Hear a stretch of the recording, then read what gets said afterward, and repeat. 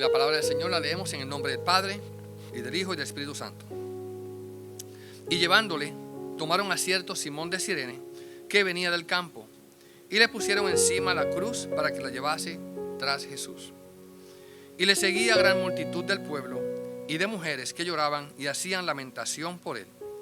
Pero Jesús, vuelto hacia ellas, les dijo: hijas de Jerusalén, no lloréis por mí, sino llorad por vosotras mismas y por vuestros hijos. Porque he aquí vendrán días en que dirán: bienaventuradas las estériles y los vientres que no concibieron y los pechos que no criaron. Entonces comenzarán a decir a los montes: caed sobre nosotros, y a los collados cubridnos. Porque si en el árbol verde hacen estas cosas, en el seco, ¿qué no se hará? Llevaban también con él a otros dos, que eran malhechores, para ser muertos. Y cuando llegaron al lugar llamado de la Calavera, le crucificaron allí. Y a los malhechores, uno a la izquierda, a la derecha, y otro a la izquierda. Y Jesús decía: Padre, perdónalos, porque no saben lo que hacen. Y repartieron entre sí sus vestidos, echando suertes. Y el pueblo estaba mirando, aún los gobernantes se burlaban de él, diciendo: a otro salvó, sálvese a sí mismo, si este es el Cristo, el escogido de Dios.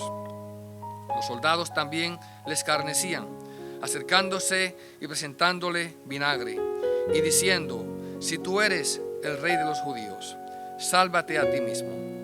Había también sobre él un título escrito en letras griegas, latinas y hebreas: este es el rey de los judíos.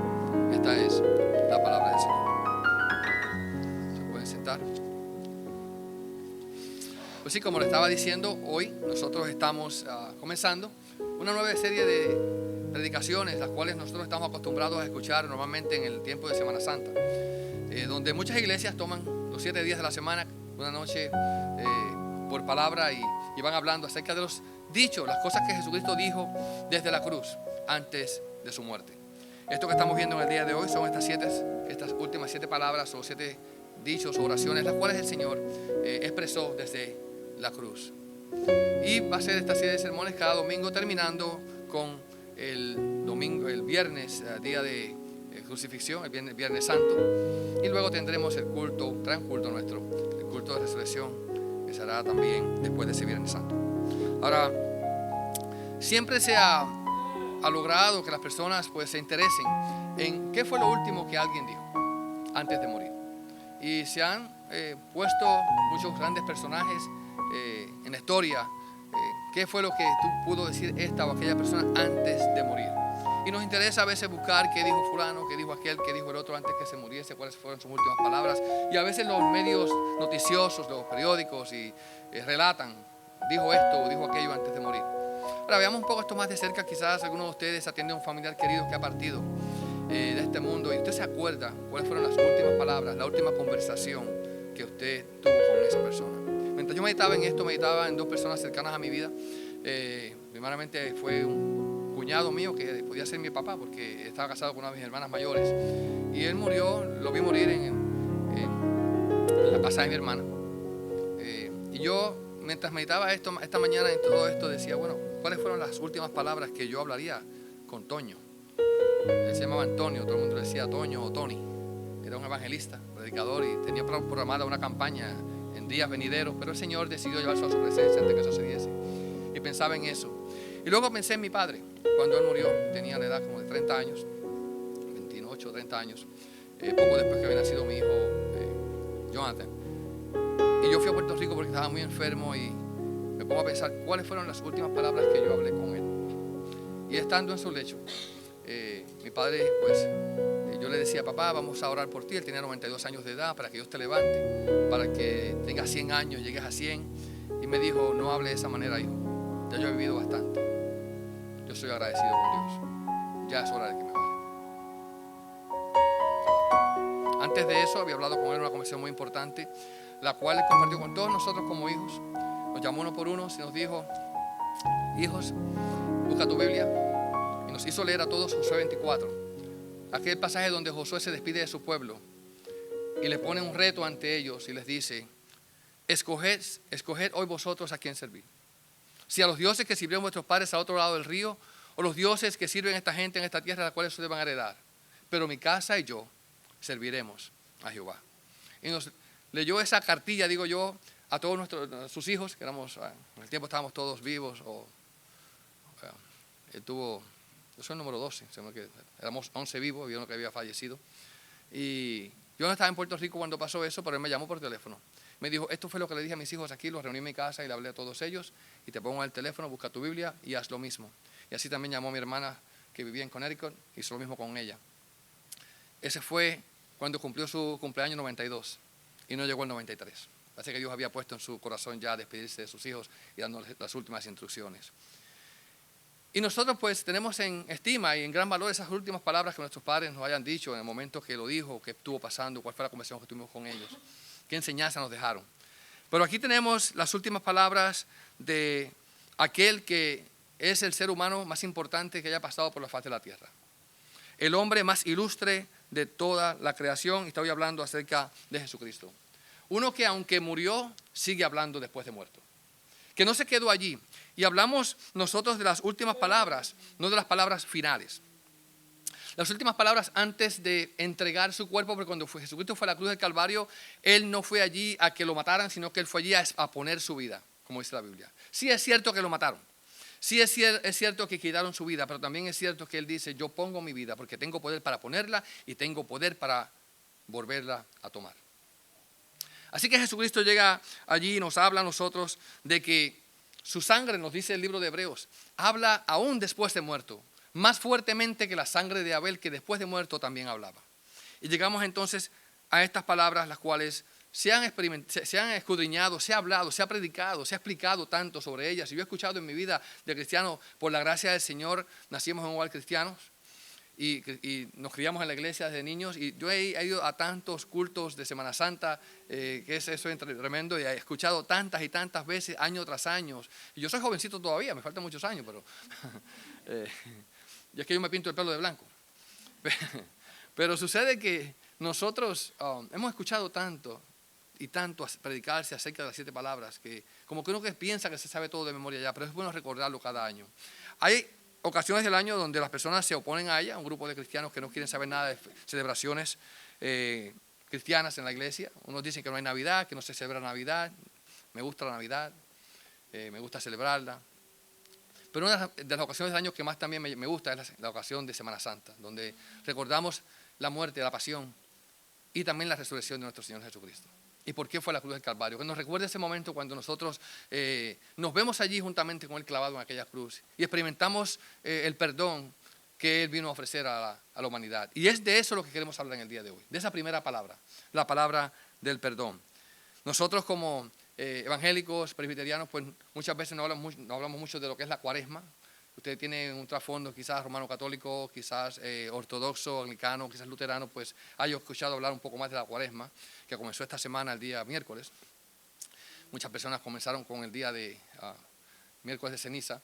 Pero lo cierto es que estamos enfocándonos al final de este periodo donde se cuentan unos 40 días antes de la muerte de Cristo según el calendario, para recordar ese momento preciso cuando Jesucristo entrega su vida en la cruz del Calvario y las palabras que dice para con nosotros, para beneficio nuestro, lo que algunos han llamado el sermón más grande que Jesucristo haya jamás podido dar, como quien encapsulan toda la misión que Él vino a cumplir a la tierra.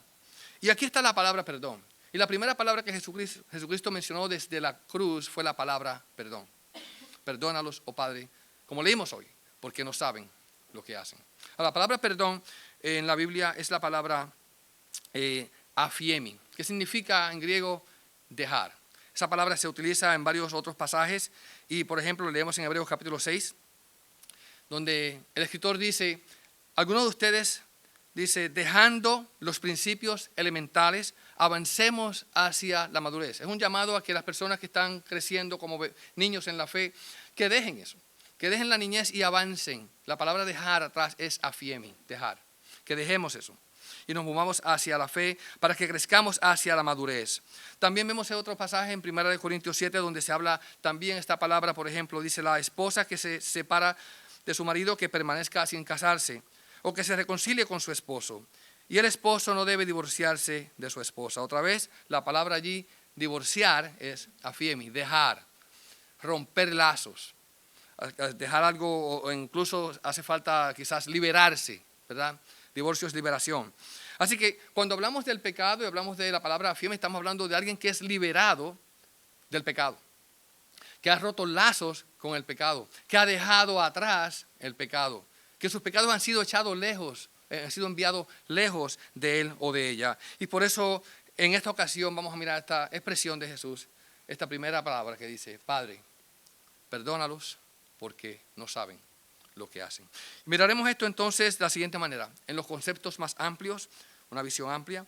Vamos a ver el concepto principal, el perdón, y vamos a ver la palabra perdón como tal, y vamos a ver también conceptos personales, la preocupación de nuestro corazón. Así que conceptos más amplios, el concepto principal y conceptos personales. Aquí encontramos que el escenario donde se está dando esto es en la fiesta de la Pascua.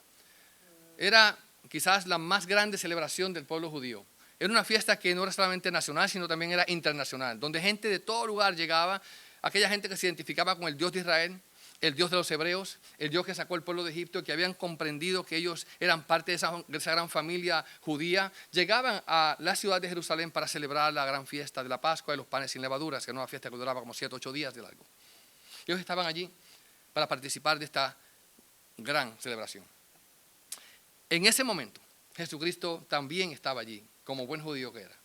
Pero Él no iba allí como lo había hecho quizás más de 30 años, tantas veces, año por año, allí como lo requería la ley de Moisés, sino que en esta ocasión Él estaba allí porque Él sabía que se cumpliría lo que Él vino a hacer, la misión que vino a cumplir. Llegaría como aquel que sería entregado por los pecados de su pueblo. Y llegando allí, entonces nos encontramos que estaba todo el pueblo alborotado, todo el pueblo lleno, había quizás gran alegría, gran movimientos, la ciudad abarrotada, y muchos estiman que aquel crecimiento era exponencial a la cantidad de gente que normalmente existía o vivía o residía en Jerusalén. El grado de personas quizás era tan elevado que no cabía la gente en la ciudad, era muy difícil moverse, era muy difícil estar allí entre ellos. Y también, dada que esta era la situación, el ejército del imperio más grande de la tierra en ese tiempo, el imperio romano, estaba también en alerta, porque esto puede resultar en que cualquiera se levante a hacer algún tipo de rebelión contra el gobierno, y tenemos que estar aquí listos para aplastar cualquier cosa que vaya a ocurrir.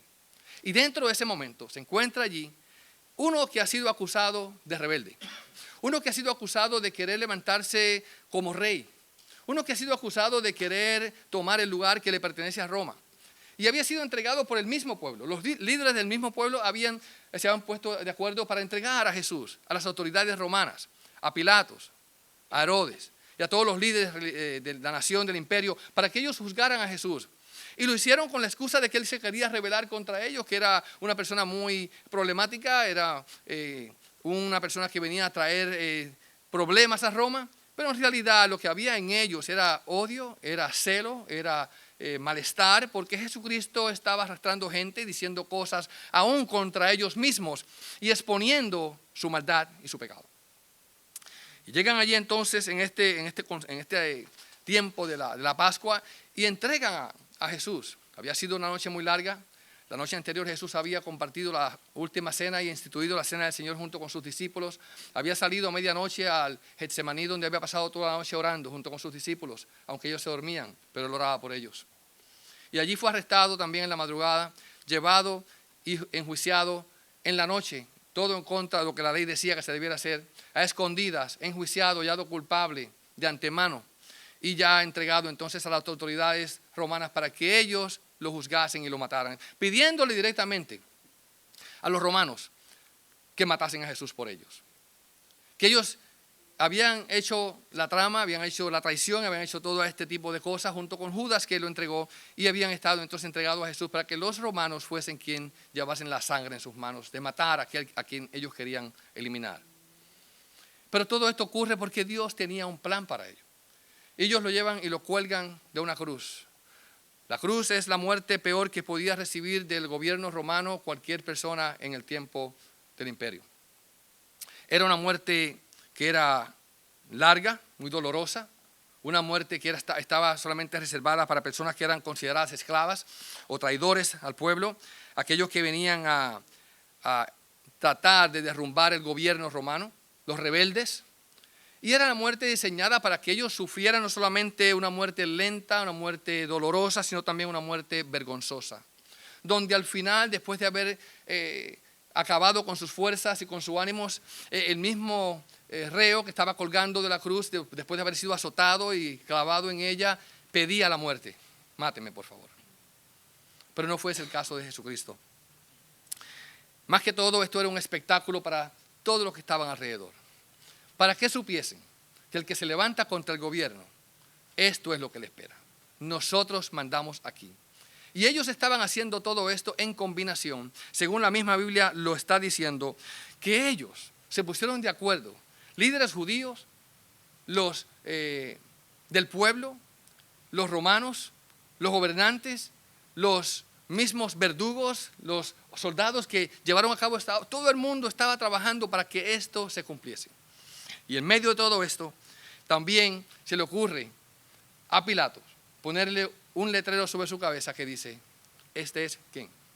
Jesús, el rey de los judíos. Y para que no quede duda, siendo que la nación de Israel y la capital de la nación estaba llena de gente, de todas partes, lo puso en 3 lenguas. Lo escribió en hebreo, en judío, lo escribió en hebreo, lo escribió en griego y lo escribió en latín.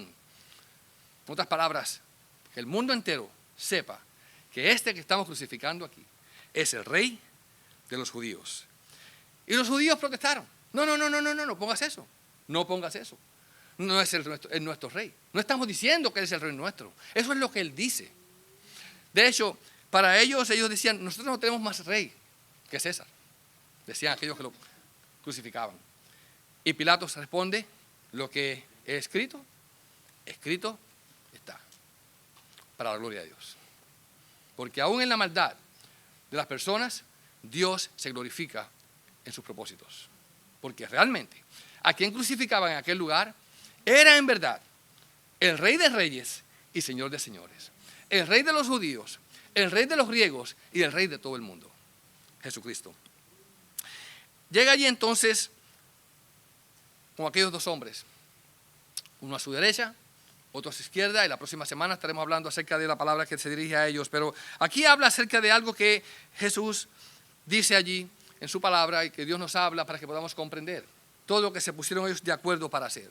Jesucristo está siendo azotado. Jesucristo está sufriendo. Había sido golpeado con látigo en sus espaldas fuertemente. Había sido obligado a cargar su cruz o a cargar el madero. Está todavía el debate de que si Jesús cargó con toda su cruz o cargó con el madero de arriba solamente. Bueno, era un madero muy pesado lo que estaba cargando y no podía, dada el desgaste que tenía, el agotamiento que tenía, cargar con aquel madero y caía bajo el peso de la cruz. Y tomaron a un hombre llamado Simón, originario de Cirene, un área del norte de África, y le dijeron, mira, tú carga esa cruz. Y ese hombre fue obligado a cargar la cruz de Jesús. Primero Simón de Cirene. Luego nosotros, como la Iglesia Internacional, también estamos llamados, como Jesucristo mismo, a cargar esa cruz y seguir al Maestro. Toma su cruz y sígame. Y dice que también habían allí no solamente los que estaban calculando su muerte, los que habían planeado todo, los que estaban matándole, los soldados del imperio que estaban clavando sus manos a la cruz, al madero. Estaban también las mujeres que lo veían y sufrían por él.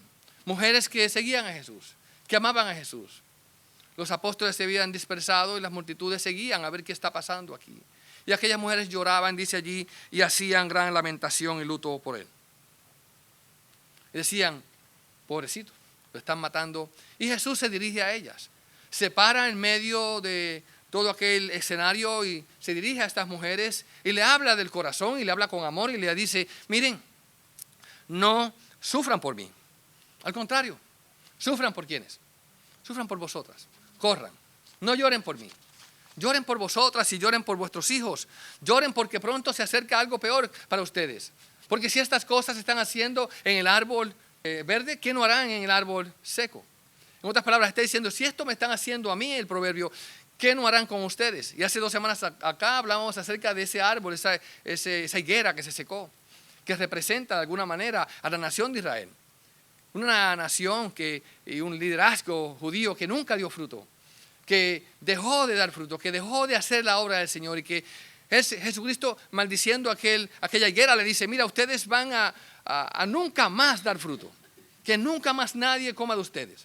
Y la higuera se secó, dice, hasta las raíces. Y dice, si esto lo están haciendo a mí, ¿qué no harán a ustedes?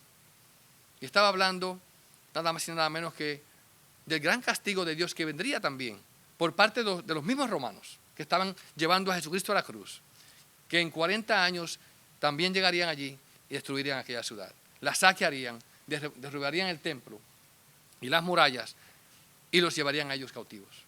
Esto es lo que está hablando Jesús. Dice, sufran por ustedes y sufran por vuestros hijos, porque si con esto, dice, están haciéndome a mí, con ustedes será peor. Y el pueblo también estaba en aquel lugar. Y dice el verso 35 que el pueblo estaba mirando y aún los gobernantes se burlaban de él, diciendo, ¿ves?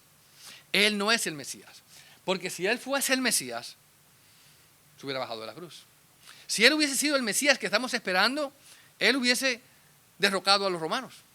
Él hubiese bajado de la cruz, él hubiese salvado su vida y salvado a todos nosotros. Pero el hecho de que les pudimos matar y lo pusieron en una cruz y lo crucificaron, y él no puede hacer nada en contra de nosotros, significa y es prueba de que Jesucristo en realidad, dicen ellos, no es el rey de los judíos, no es el Salvador, no es el Mesías que estamos esperando, es un impostor. Y en medio de todo esto nos encontramos nosotros entonces a Jesús crucificado en aquel lugar que también se nos dice llamado el lugar de la calavera. Calavera por la imagen que tenía el monte.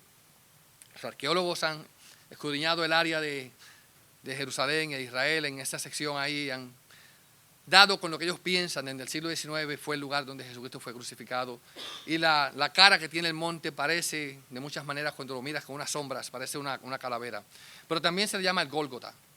El Gólgota, según la historia del Antiguo Testamento, es el lugar donde quizás David hubo enterrado la cabeza de un hombre llamado Goliat. Sería entonces un juego de palabras cuando vemos aquí donde se habla acerca de Goliat, que era ¿de dónde? De Gat, Gólgota. Y que seguramente en el mismo lugar, o cerca de aquel lugar donde Jesús fue crucificado, en las afueras de la ciudad, también allí, sobre ese lugar, fue Jesucristo levantado. Como diciendo, aquel hombre que se vestía como una serpiente con escamas de metal sobre su cuerpo y una cabeza de metal, la cual le fue cortada por David, quien era tipo de Jesucristo, un Mesías representativo que vendría. Y David cortó la cabeza al gigante. Aquí Jesucristo crucificado sobre aquel Gólgota, sobre aquel monte, estaba como clavándole la espada de muerte, cortando la cabeza y triunfando sobre Satanás mismo. ¿Qué es lo que dice la Biblia? Que Jesucristo estaba triunfando sobre la muerte misma en la cruz del Calvario, destruyendo al que tenía el imperio de la muerte, esto es, al diablo, dice Hebreos. Y vemos entonces que la palabra perdón, cuando Jesucristo en medio de todo esto la menciona, dice, Padre, perdónalos. Se dirige a su Padre. Y tenemos esto en cuenta porque es muy importante que en esta ocasión Jesús, hablándole al Padre, se dirige a él como Padre, en esta relación que tiene como Padre e Hijo. Más adelante también estaría hablando a su madre, en la tercera palabra, hablándole a ella como mujer, pero en esta ocasión se dirige a su Padre. Y lo que vemos aquí en la cruz del Calvario es un acto que, aunque es el plan, y era el plan de Dios que esto ocurriese al mismo tiempo, es algo que va en contra de Dios, porque es el pecado más horrible que se ha cometido sobre toda la faz de la tierra, ha sido el asesinato de Jesucristo. Aquí hemos tenido en nuestra nación, tristemente, historia de líderes y presidentes que han perdido su vida, que lo han asesinado. Pero todo eso no se compara a la muerte de Jesucristo, el justo de los justos, el ser perfecto, el Dios encarnado que vino a esta tierra a instruir y amar a los demás, y sin razón ninguna. No había razón para ello. Fue matado por esta gente. Y ellos están allí, los verdugos, crucificando a Jesús, dándole golpes de clavos fuertes, atravesando sus manos, atravesando sus pies. Unos burlándose, otros lavándose las manos, Otros diciendo, nada tengo que ver con él. No es nuestro rey. Que lo maten, se merece la muerte. Y Jesús, en vez de decir, aniquílalos, Señor. Traspásalos, Señor. Padre, mátalos a todos. Yo oí un predicador que decía, yo me pongo a meditar en todo lo que ocurrió en el momento que Jesucristo estaba siendo crucificado, la escena completa de la crucifixión desde el principio, el complot, las mentiras, los engaños, todo lo que se hizo, las marañas que se hicieron para llevarlo a la cruz. Y dice, no puedo dejar de imaginarme toda esa escena de los clavos pasando sus manos y pasando sus pies, aquella lanza cruzando su costado, todo eso lo veo y me da repulsión y siento odio hacia esa gente que lo hicieron.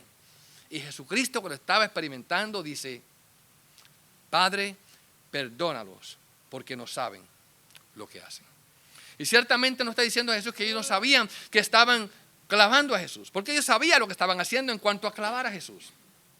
Traspasar sus manos, traspasar sus pies, traspasar su costado. Ellos sabían lo que estaban haciendo cuando estaban mintiendo y engañando para llevar a Jesús a la muerte. Ellos sabían lo que estaban haciendo. Desde el punto de vista humano, sabían las acciones que estaban haciendo. Sabían lo que estaban logrando con sus mentiras y sus engaños. Sabían a totalidad lo que ellos querían hacer, cuál era el propósito, y lo estaban llevando al pie de la letra. Sin embargo, ellos no sabían que lo que estaban haciendo al mismo tiempo, aunque ellos eran culpables y lo hicieron de su propio deseo y su propia naturaleza caída de su perversidad, estaban llevando a cabo el cumplimiento perfecto del plan de Dios. Y de esto nos habla el mismo Pedro, cuando leemos en Hechos capítulo 2, y dice así, Pedro predicando su primer mensaje, a quién, a Jesucristo, entregado ¿a quién? A los romanos. ¿Por quién? Por los líderes religiosos judíos, en su maldad, en su odio, en su celo, entregado. ¿Por qué? Por medio del plan ¿de quién? De Judas, ¿no? Por medio del plan predeterminado y el previo conocimiento ¿de quién? De Dios. A ese lo crucificaron por manos impías y lo mataron. Todo lo que ellos estaban haciendo allí, lo estaban haciendo porque ellos querían hacerlo, porque querían eliminar a Jesús, porque eran gente mala e impía, como dice la Biblia, pero al mismo tiempo cumpliendo el propósito perfecto de Dios para la redención de la humanidad. ¿Cuánto glorifican al Señor? Y así es como Dios funciona. Las cosas que parecen que son malas, que son adversas, que son negativas, en el plan de Dios es positivo, porque Dios cambia las cosas de una manera que nosotros no entendemos. Todas las cosas ayudan para bien a los que aman a Dios. Y todo esto que estaba pasando ayudaba para bien a cada uno de nosotros que amamos a Dios. Todo esto nos beneficia a nosotros. Lo clavaron por manos impías, llevándolo a la cruz. Hay un himno antiguo que dice, ah, Santo Jesús. Y esas palabras de ese himno dicen, yo fui quien te crucifiqué. Cuando Jesucristo habla, perdónalos, oh Padre, porque no saben lo que hacen, se estaba dirigiendo en primer lugar a aquella gente que estaban haciendo lo que estaban haciendo. Aquellos hombres que de hecho hay una tradición que cuenta que cada vez que unos soldados romanos clavaban y castigaban a un reo del gobierno, le decían, perdóname, pero este es simplemente mi trabajo. Y daban un golpe y decía, es mi trabajo. Y Jesús desde la cruz dice, perdónalos, porque ellos no saben que esto es más que su trabajo. Aquí he encerrado más. De hecho, dice la misma escritura, el apóstol Pablo hablando, que si ellos supiesen a quién tenían frente a ellos, que aunque lo llamaban rey, no lo reconocían como rey, aunque lo llamaban Mesías, no lo reconocían como Mesías, aunque tenía el título puesto ahí arriba y decían, no es nuestro rey.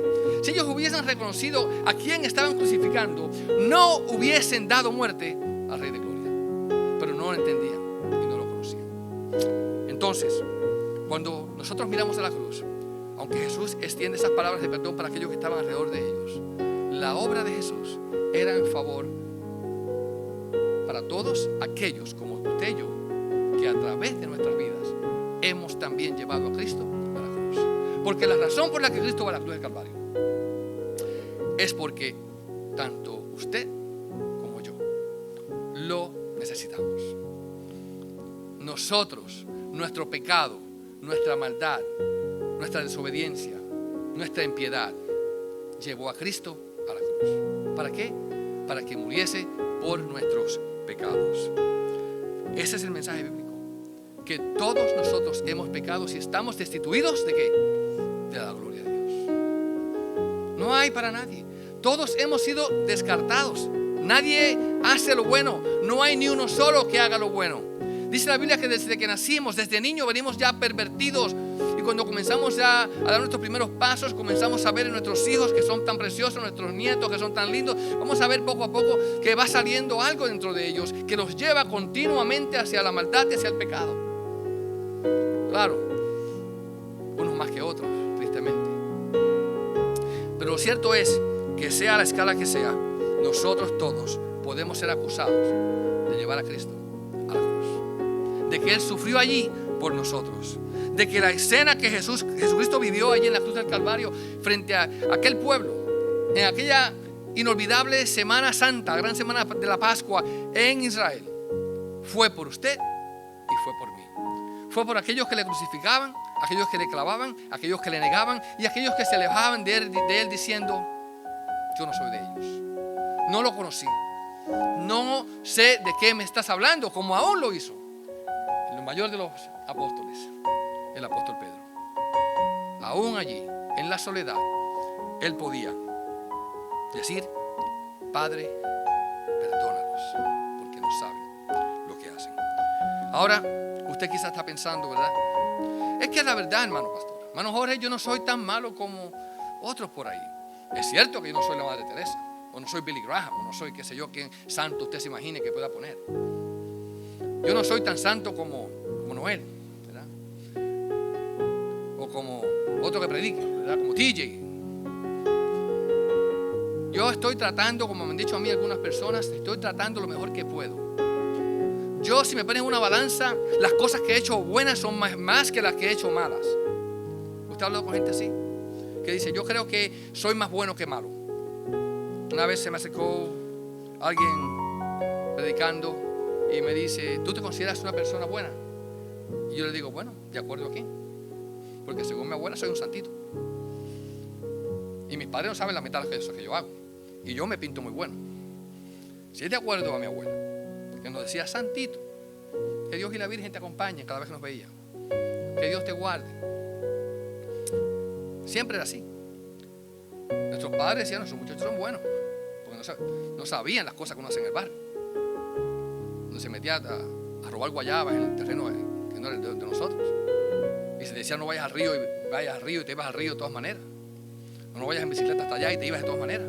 Callado, nadie se enteraba. A menos que otra hermana de por allá, una amiga de mi mamá o alguien le informara la información que yo no quería que ella supiera. Y la gente decía: mira ese niño de los Trujillo, qué niño bueno, cómo va para la iglesia. ¿Ah? Sí. Entonces, claro, pero si vamos a ser justos y sinceros con nosotros mismos, vamos a entender que no somos tan buenos. Y no podemos hacer nada nosotros para salvarnos a nosotros mismos. Porque en realidad, para entrar al cielo hace falta perfección. No importa que usted diga: bueno, yo soy muy bueno. Y con esto no estoy diciendo a ustedes que no sean buenos. No, sean lo mejor que ustedes puedan. Sean lo mejor posible. Pídenle a Dios que sean buenos, pero buenos de verdad. Que no pequen y que no se aparten del camino. Yo también le pido a Dios: ayúdenme a mantenerme en el camino recto, en el camino eterno. Mira si hay en mí, oh Dios, un corazón de perversidad para apartarme de ti y manténme en el camino eterno. Es lo que yo quiero. Usted también debe desearlo. Pero por más perfecto que nosotros pensemos que lleguemos a ser, nunca seremos lo suficientemente perfectos para llegar a alcanzar el perdón de nuestros pecados, la redención y el cielo y la gloria. Entonces, ustedes deben, juntamente conmigo, dejar de decir: Señor, estoy haciendo lo mejor que puedo para llegar al cielo, y decir: doy gracias a Dios por aquel gran escenario, aquel gran evento que ocurrió hace 2000 años atrás, donde Jesucristo fue clavado en la cruz del Calvario por mí, y que comencemos a vernos a nosotros mismos en Cristo Jesús. Que cuando miremos esa cruz y pensemos en ella, digamos: ahí debí estar yo. que la ira de Dios sea derramada sobre mí. Porque al mismo tiempo que Dios estaba allí castigando a su Hijo por nosotros, y Él rechazaba lo que la gente malvada estaba haciendo contra su Hijo, al mismo tiempo decía: yo los voy a perdonar, pero Padre, perdónalos tú también. Si yo los perdono, Padre, perdónalos, porque ellos no saben lo que hacen. Es decir, era plan de Dios, pero al mismo tiempo debían de ser perdonados aquellos que estaban haciendo eso. Y usted y yo debemos de vernos allí diciendo: yo me merecía aquella cruz, yo me merecía y me merezco esa muerte, pero Jesucristo tomó mi lugar. Las cosas que yo he dicho, las cosas que he pensado, las cosas que he actuado, es más, las cosas que yo hasta con la vista, o sea que la gente hasta con la vista ofende, las miradas que yo he dado, y las cosas que yo debía hacer sabiendo que debía hacerlas y no las he hecho, que lo haga otro. Ya estoy cansado.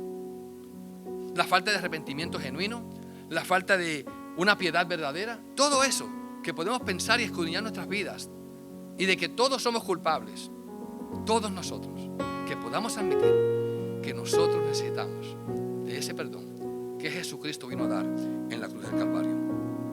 Allí estaba aquella escena escandalosa, aquella escena llena de gente, aquella escena que era un espectáculo de Roma para el mundo, aquella escena que los líderes religiosos estaban disfrutando, aquella escena donde las mujeres lloraban, y un hombre llamado Simón de Cirene, que se menciona más tarde, posiblemente padre de un tal llamado Rufo, que también estaba allí ayudando y llevando la cruz de Cristo, nos ayude a nosotros a arrepentirnos de nuestros pecados, a reconocer nuestra necesidad de Dios, y que podamos decir: ¿sabes qué, Señor?